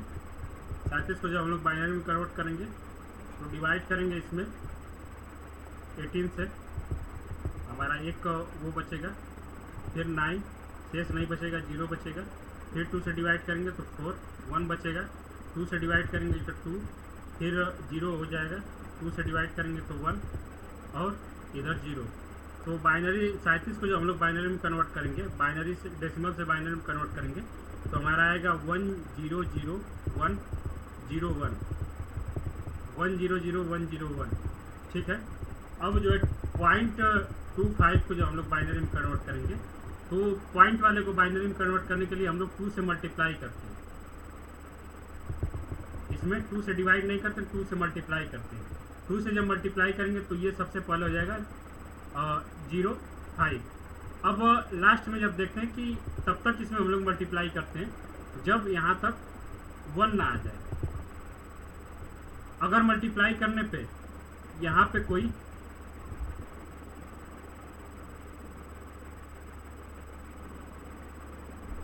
इसमें 2 से फिर मल्टीप्लाई करेंगे तो ये 50 हो जाएगा। सॉरी, लास्ट वाले डिजिट को हम लोग ध्यान देते हैं कि यहाँ पे 1 ना आए।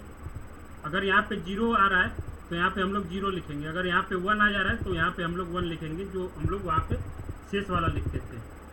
इसमें फिर से हम लोग 2 से जब मल्टीप्लाई करेंगे तो ये हो जाएगा 1, तो ये हो जाएगा। इसको हम लोग उल्टा देखते हैं, ऊपर से नीचे की तरफ लिखते हैं। तो 01 पॉइंट के बाद जो है 01, पॉइंट के बाद 01, इसका मतलब कि स्टेटमेंट 2 जो है हमारा सही होगा। एक बार पॉइंट वाला अच्छे से देख लीजिएगा आप, क्योंकि इससे भी क्वेश्चन बहुत सारे पूछे जाते हैं। ये जो है 30 जो भी क्वेश्चन हो, कौन सा क्वेश्चन है 32, पूछा जाए कि an operating system control peripheral and provides protection against virus. ये गलत है। ऑपरेटिंग सिस्टम का काम होता है कि हार्डवेयर और सॉफ्टवेयर के बीच में एक ब्रिज का काम करना, न कि वो जो है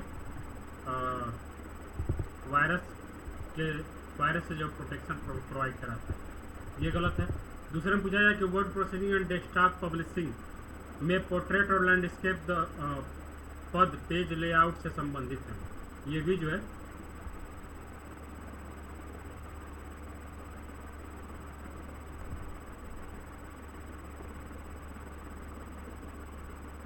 word processing and page layout से संबंधित होते हैं।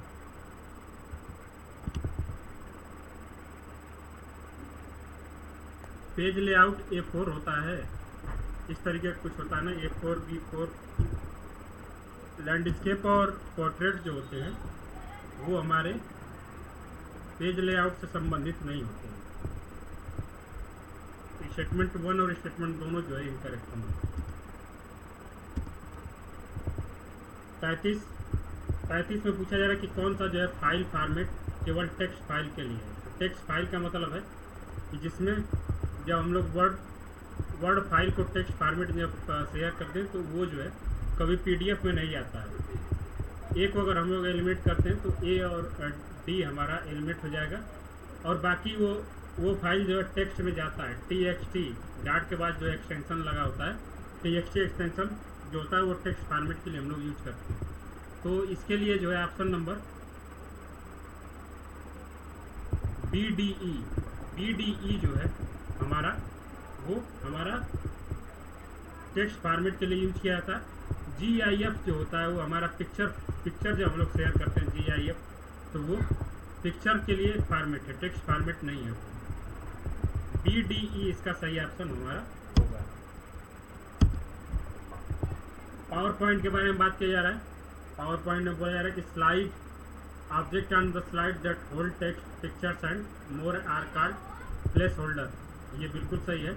Windows MX PowerPoint automatically open with the Windows operating system. ये कभी नहीं होता है, हमको अलग से जाके विंडोज जब हम लोग पावर ऑपरेटिंग सिस्टम जब हम लोग ओपन कर लेते हैं तो उसके बाद हमको पावर पॉइंट ओपन करना होता है। दोनों एक साथ में ऑटोमेटिकली नहीं होते। तो बी को हम लोग गलत कर देंगे। सी देखें कि A view that display the slides of presentation as miniature representation are the slides are called slide supporter view, slide sorter view. ये सही है। ए और सी जो है हमारा सही है। स्लाइड सॉर्टर व्यू का मतलब मैं दिखाता हूँ।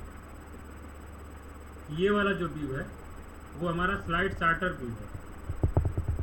इसको जब मैं मैक्सिमाइज कर दूंगा तो ये वाला व्यू जो है वो वाइडर व्यू है। ठीक है, तो ए और सी इसका सही होगा। बी वाला जो है वो हमारा गलत होगा। अगर बी को हम लोग एलिमिनेट करते तो ऑप्शन नंबर सेकंड ही बचता। अगला जो क्वेश्चन है इसमें पूछा जा रहा है कि fibre optics cable make use of lights pulse to transmit data and it is modes appropriate to connect computer in the small building. ये बिल्कुल गलत है। फाइबर ऑप्टिक्स केबल जो है लाइट का तो यूज करते हैं डाटा के ट्रांसमिशन के लिए, लेकिन उनका यूज जो है लंबे ट्रेवल के लिए किया जाता है। जैसे कि बहुत दूरी जब डाटा को ट्रेवल कराना होता है तब वहाँ पे हम लोग फाइबर ऑप्टिकल केबल का यूज करते हैं। जैसे कि टेलीफोन इंटरनेट केबल जो होता है और जो हमारे सर्विस प्रोवाइडर वाले जो केबल होते हैं वो हमारे फाइबर ऑप्टिक्स के होते हैं। ठीक है, तो स्टेटमेंट 1 जो है वो गलत हो जाएगा। URL के बारे में दिया गया है। URL का फुल फॉर्म क्या होता है? यूनिफॉर्म रिसोर्स लोकेटर, शायद यही होता है, यूनिफॉर्म रिसोर्स लोकेटर। ध्यान देंगे थोड़ा सा, एक बार देख लेंगे। इसका काम क्या है कि text based use to the web browser to locate a web address on the internet. बिल्कुल सही है। स्टेटमेंट 1 जो है वो असत्य होगा, स्टेटमेंट 1 जो है फॉल्स होगा, लेकिन स्टेटमेंट 2 जो है वो ट्रू होगा। ऑप्शन नंबर 4 इसका सही होगा। 37 में जो है बायो एक्यूमुलेशन, बायो मैग्निफिकेशन के ऊपर जो है बात किया जा रहा है। तो ये इसके ऊपर हम लोगों ने ऑलरेडी चर्चा की है बहुत सारे प्रीवियस ईयर में। बताइए इसका कौन सा ऑप्शन सही होगा? बायो एक्यूमुलेशन और बायो मैग्निफिकेशन।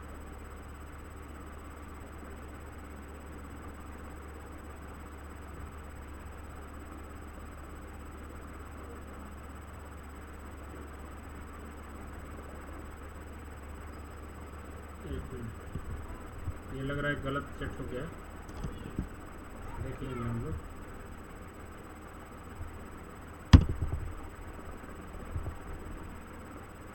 ओके,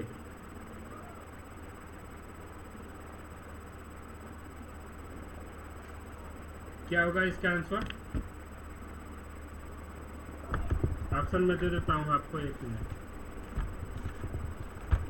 मैं ऑप्शन दे देता हूँ।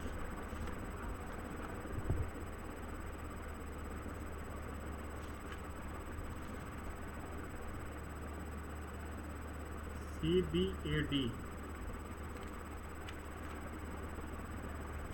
ओके,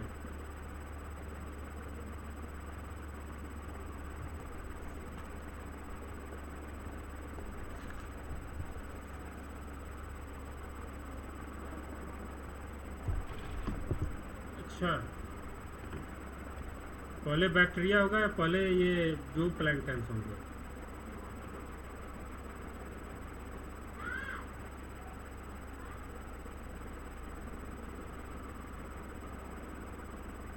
कौन किसको खा सकता है?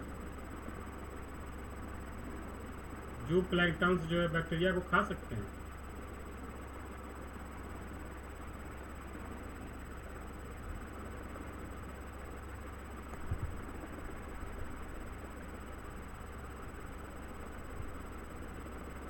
होता तो वो घास ही है ना, घास या वो बोलते हैं काई टाइप का। सारे जो प्लैंक्टन्स जो बैक्टीरिया को नहीं खाते, कुछ पर्टिकुलर जो होते हैं वो खाते हैं। ठीक है, तो अगर ध्यान से देखा जाए, बायोमैग्निफिकेशन का मतलब होता है कि जो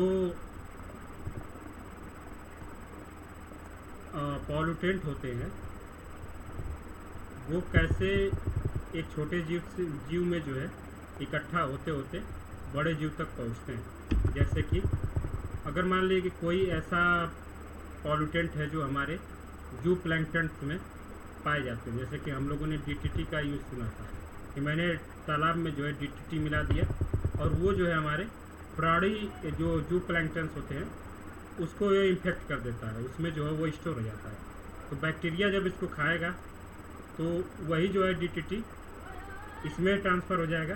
बैक्टीरिया को जब मछली खाएगी तो वही बैक्टीरिया जो है वही डीटीटी जो है मछली में ट्रांसफ़र हो जाएगा, और मैं मछली को जब मनुष्य खाएगा तो वही डीटीटी जो है मनुष्य में ट्रांसफ़र हो जाएगा। तो इसका जो सही आंसर होगा, आप पीडीएफ में जो है ऑप्शन नंबर सेकंड जो था वो सही होगा, बी, सी, डी और ए।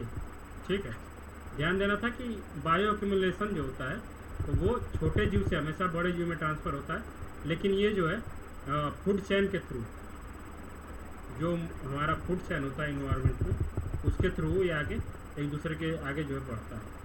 थोड़ा सा ध्यान देना था कि बैक्टीरिया को जो है प्राणी लवक नहीं खाते हैं, जो प्लैंकटन को जो है बैक्टीरिया खाते हैं। ये प्राइमरी प्रोड्यूसर होते हैं और ये जो है प्राइमरी ये प्रोड्यूसर होते हैं, ये जो है प्राइमरी क्या बोलते हैं कंज्यूमर होते हैं बैक्टीरिया। आगे बढ़ेंगे। जल शोधन की बातन प्रविधि, कुछ ऐसी टेक्नोलॉजी जो होती हैं, टेक्निक्स होती हैं जल को ट्रीटमेंट करने के लिए। कुछ पर्टिकुलर टेक्निक्स जो है पर्टिकुलर चीज़ के लिए अपनाई जाती हैं। इस चीज़ को हम लोग देख लेंगे कभी डिटेल से। लेकिन जो हमारा एरेशन टेक्निक जो होता है, बातन प्रविधि जो होता है, वो जल के अंदर जो हमारे वोलेटाइल ऑर्गेनिक कंपाउंड्स जो होते हैं और स्थिर कार्बनिक यौगिक, इनको ट्रीट करने के लिए जो हम लोग एरेशन टेक्निक्स का यूज करते हैं। बातन टेक्नोलॉजी जो होता है हम लोग बीओसी ऑर्गेनिक कंपाउंड को ट्रीट करने के लिए करते हैं। 1 मिनट में आपको दिखा देता हूँ, अगर आप लोग पेन पेपर लेके बैठे होंगे तो नोट कर लीजिएगा।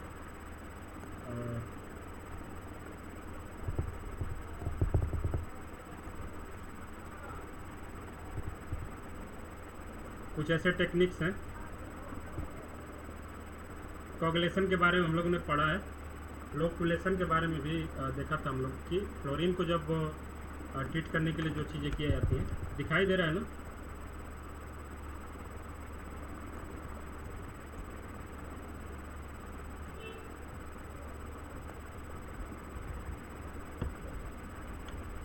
ठीक है,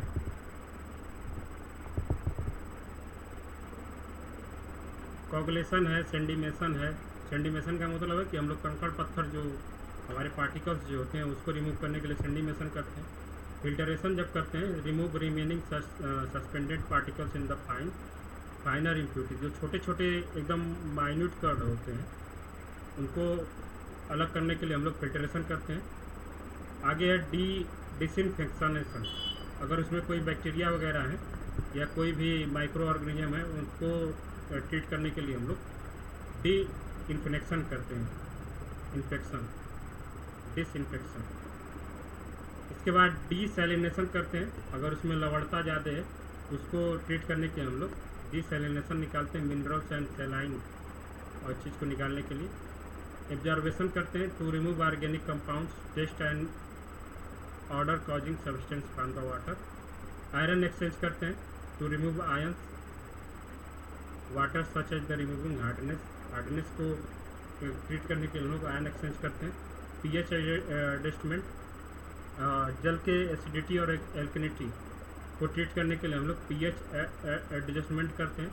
मेम्ब्रेन फिल्टरेशन, ये भी एक प्रकार का remove particles and micro organism dissolve substance from the water को ट्रीट करने के लिए हम लोग मेम्ब्रेन फिल्टरेशन करते हैं। एयरलेशन क्या करते हैं कि remove gases such as hydrogen sulphide and volatile organic compound, VOC को ट्रीट करने के हम लोग एयरलेशन करते हैं। ठीक है, तो सारी चीज़ों को हम लोग थोड़ा सा ध्यान से एक बार और पढ़ लेंगे। तो यहाँ जो हमारा बीओसी होगा, वोलेटाइल ऑर्गेनिक कंपाउंड को ट्रीट करने के हम लोग एयरलेशन टेक्निक का यूज करते हैं। आगे 38 है। 38 में बोला जा रहा है कि वायु गुणवत्ता air quality index in the use to the report the public and overall assessment of the given days air quality. बिल्कुल सही है। AQI जो होता है वो हमारा किसी पर्टिकुलर दिन में जो वहाँ के एयर क्वालिटी है, जिस इलाके का AQI हम लोग निकालते हैं, वो दिखाने के लिए यूज किया जाता है। ठीक है। Air quality index integrate air quality data from any two of the criteria pollutants. बताइए कि कितने टाइप के मटेरियल्स को हम लोग देखते हैं एयर क्वालिटी इंडेक्स में, कितने गैसेज होते हैं? 6 या 8 हम लोगों ने पढ़ा है। AQI में कितने गैसेज को देखते हैं? 8 गैसेज होती हैं। एक PM10 होता है, एक PM2.5 होता है, और कौन कौन सी चीज़ें होती हैं?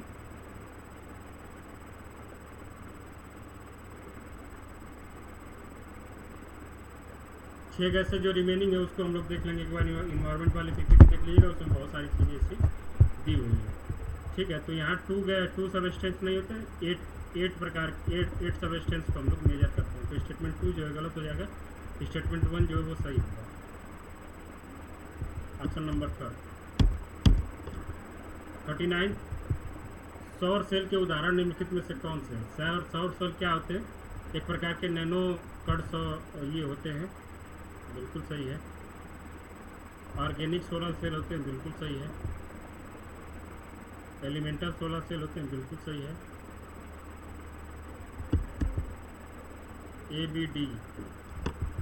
ABD यानी एलिमेंटल सोलर सेल नहीं होते हैं। और प्लास्टिक सोलर सेल होते हैं। आणविक ये मॉलिक्यूलर और एलिमेंटल सोलर सेल नहीं होते। Organic solar cell, nano particle solar cell और प्लास्टिक सोलर सेल, 3 प्रकार के सोलर सेल पाए जाते हैं। ये हम लोग थोड़ा सा ध्यान देंगे।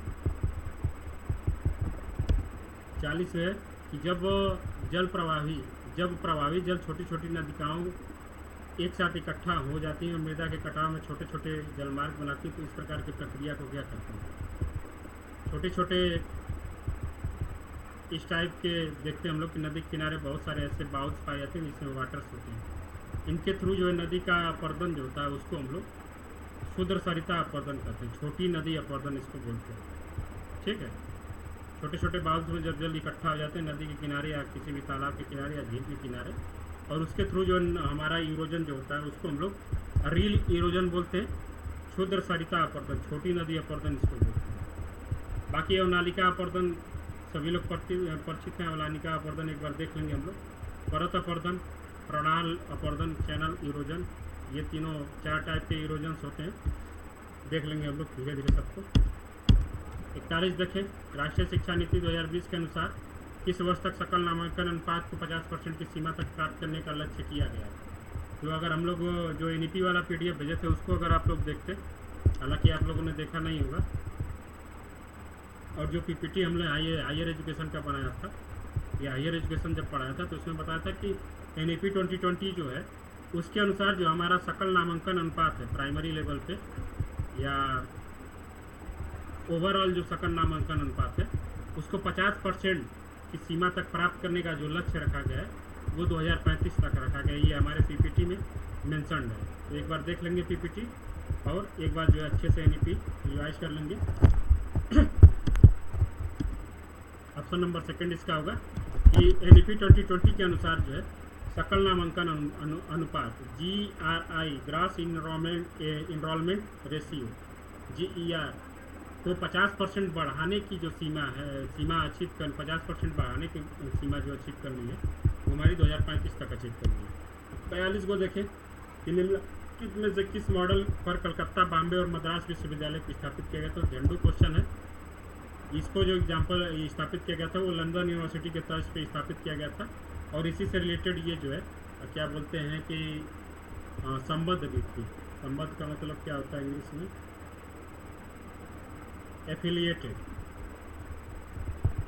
एफिलिएटेड भी ये लंदन यूनिवर्सिटी से ही है। ठीक है। मद्रास, कलकत्ता, बॉम्बे और मद्रास कब स्थापित किया गया था इनको? 1857 में शायद जनवरी जनवरी, जून और सितंबर में शायद एक बार ध्यान दे देंगे। जनवरी में कलकत्ता, जून में जो है बॉम्बे और सितंबर में जो है मद्रास। डेट एक बार कंफर्म कर लेंगे हम लोग। बहुत अच्छा। 43 एनसीईआरटी न तो संवैधानिक निकाय है न ही सांविधिक निकाय है। नीति आयोग, सॉरी, नीति आयोग के बारे में। नीति आयोग जो है वो न तो कॉन्स्टिट्यूशनल बॉडी है न ही स्टैट्यूटरी बॉडी है। बिल्कुल सही बात है। NITI Aayog policy think tank of the government of India, ये भी बिल्कुल सही है। स्टेटमेंट 1 और स्टेटमेंट 2 जो है दोनों सही होंगे। नीति आयोग की स्थापना कब की गई थी, कोई बता सकता है?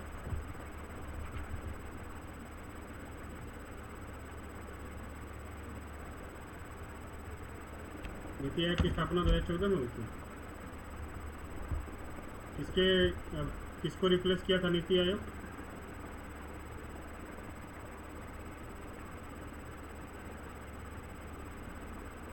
ओके, इसका प्रेसिडेंट कौन होता है?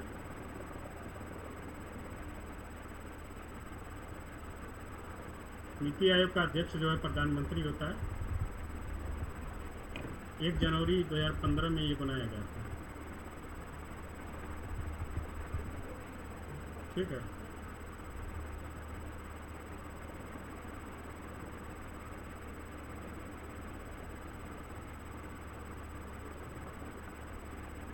नीति आयोग, ठीक है। 44 देखेंगे। UGC care list 1 include general found qualified through the care protocol, बिल्कुल सही है। केयर लिस्ट एक होती है यूजीसी की, जिसमें वो जर्नल्स को शामिल किया जाता है जो केयर प्रोटोकॉल के थ्रू जो है वो क्वालिफाइड होते हैं। केयर प्रोटोकॉल को जो क्वालिफाइड करते हैं उनको केयर लिस्ट में शामिल किया जाता है। UGC care list 2 includes journal indexed in the globally recognised databases. हमको लग रहा है कि दोनों इसका स्टेटमेंट जो है वो सही है। केयर लिस्ट 1 जो है वो केवल उस जर्नल्स को शामिल किया जाता है जो केयर प्रोटोकॉल के द्वारा क्वालिफाइड होते हैं।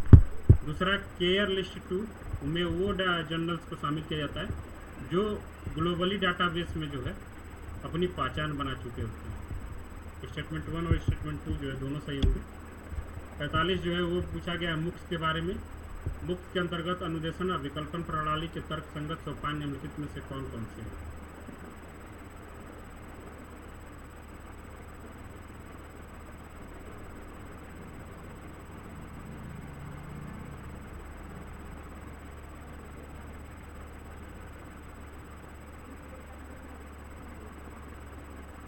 बताइए।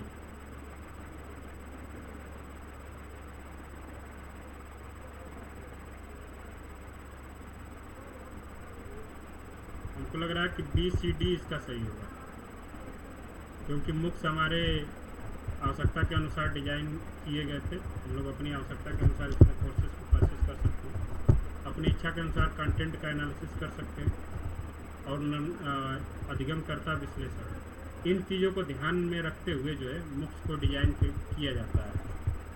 ऑप्शन नंबर 2 इसका सही होगा, बिल्कुल सही है। डी और ए का कोई उतना ज़्यादा वैल्यू नहीं है इस क्वेश्चन के लिए। 46 अब शुरू होता है हमारा क्या बोलते हैं कॉम्प्रिहेंशन। पहले कॉम्प्रिहेंशन का जो उत्तर होगा आप लोगों ने जो लगाया होगा ऑप्शन नंबर 4 किसका सही है? ABD। दूसरे में 47 में है ऑप्शन नंबर 2, ये दोनों असत्य हैं। 48 में है 48 का हमारा होगा 3rd BDE। 49 का हमारा होगा 1। ए और आर दोनों सही है, आर ए की सही व्याख्या है।